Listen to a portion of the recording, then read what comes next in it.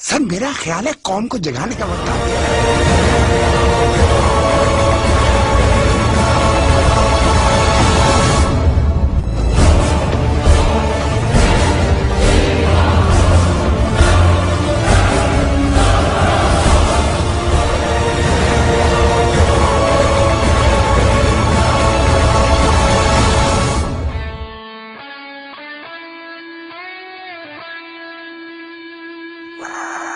السلام علیکم۔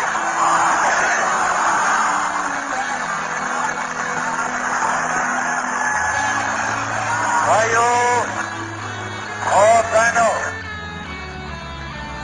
پاکستان حاصل کرنے کے لیے ہم نے بہت قربانی کی ہے۔ اللہ تعالیٰ نے ہمیں قربانیوں نے کی بدلے آزاد کی نعمت دی ہے، مگر ہمارے دشمن یہ چاہتے ہیں کہ پاکستان پیدا ہوتی غائب ہو جائے۔ ہمیں جو دکھ دیا گیا ہے اس کا مثال تاریخ میں نہیں ملتی، مگر ہمیں پاکستان کو قائم رکھنے کے لیے ابھی اور قربانی کرنا ہوگی۔ مسلمان مصیبت میں گھبرایا نہیں کرتا۔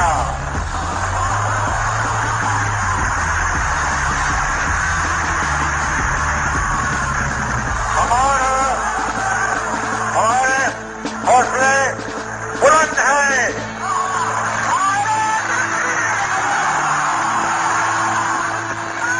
اگر اسی طرح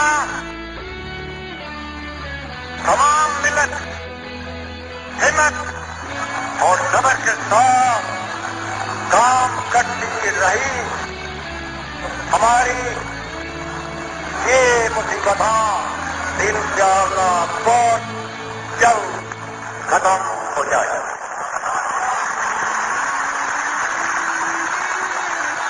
اس وقت ضرورت اس بات کی ہے کہ ہم نے اپنی مصیبت کنا بہنوں اور بھائیوں کے سیکھ کھول کر مدد کرنا۔ اس وقت ضرورت اس بات کی ہے، اگر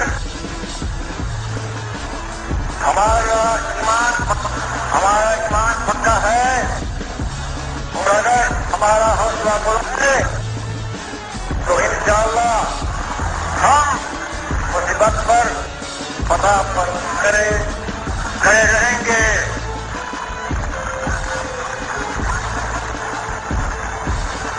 اب مجھے اجازت دیجیے کہ میں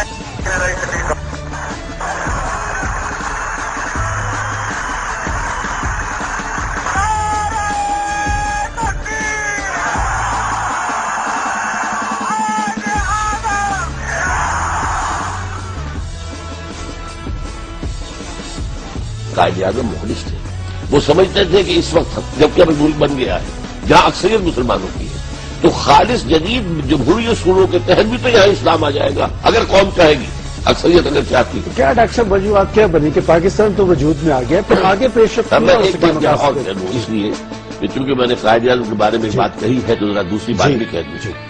قائد اعظم نے اپنے انتقال سے شاید 2 دن پہلے ایک بات کہی ہے، اور وہ ڈاکٹر ریاض علی شاہ صاحب جو ہمارے جس زمانے میں میڈیکل کالج میں پڑھتا تھا تو اب ہمارے پرنسپل تھے کرنل لائی بخش، اور ٹی بی کے پروفیسر تھے ریاض علی شاہ، یہ دونوں حضرات وہاں تھے قائد اعظم کے علاج کے لیے زیارت میں۔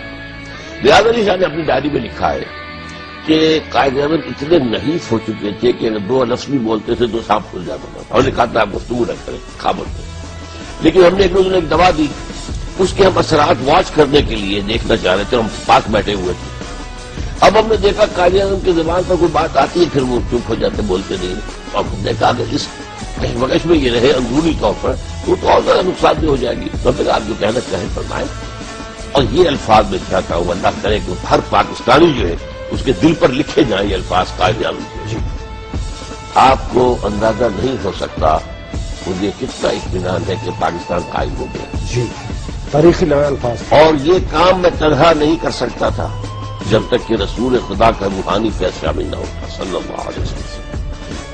اب جب کہ پاکستان بن گیا ہے اب یہاں کے لوگوں کا کام ہے کہ یہاں خلافت راشدہ کا نظام قائم ہو. یہ لفظ ہے خلافت راشدہ. اپنی ڈیتھ سے 2 دن پہلے انہوں نے یہ کہا. جی. اور تاکہ پھر اللہ تعالیٰ امت مسلمہ سے اپنا وعدہ پورا کرے. میں حیران ہوا قائد اعظم کے سامنے یہ بات بھی موجود تھی کہ امت سے اللہ کا وعدہ ہے کہ پوری دنیا پہ یہ نظام خلافت علی منہاج النبوہ قائم ہوگا. قائد اعظم کی نماز جنازہ علامہ شبیر احمد عثمانی نے پڑھائی اور جن صاحب نے ان سے براہ راست کی بات سنی ہے ہم نے ان سے سنی اور ہم نے ویڈیو ریکارڈ بھی کر لی ہے آنے والی نسلوں کے لیے. شبیر احمد عثمانی سے سوال کیا گیا کہ آپ نے قائد اعظم کی نماز جنازہ کیوں پڑھائی تو وہیں جنازے پر کھڑے ہو کر وہ خطاب کرتے ہیں اور واضح کرتے ہیں پوری قوم کو آنے والی نسلوں کے لیے کہ قائد اعظم کا جب انتقال ہوا تو رات میں نے خواب میں رسول اللہ صلی اللہ علیہ وسلم کی زیارت کی اور رسول اللہ صلی اللہ علیہ وسلم کے ساتھ قائد اعظم کھڑے ہوئے تھے اور رسول اللہ ان کے کندھے پہ ہاتھ رکھ کر مجھے مخاطب کرتے ہیں اور ان کی طرف اشارہ کر کے کہتے ہیں یہ میرا مجاہد ہے.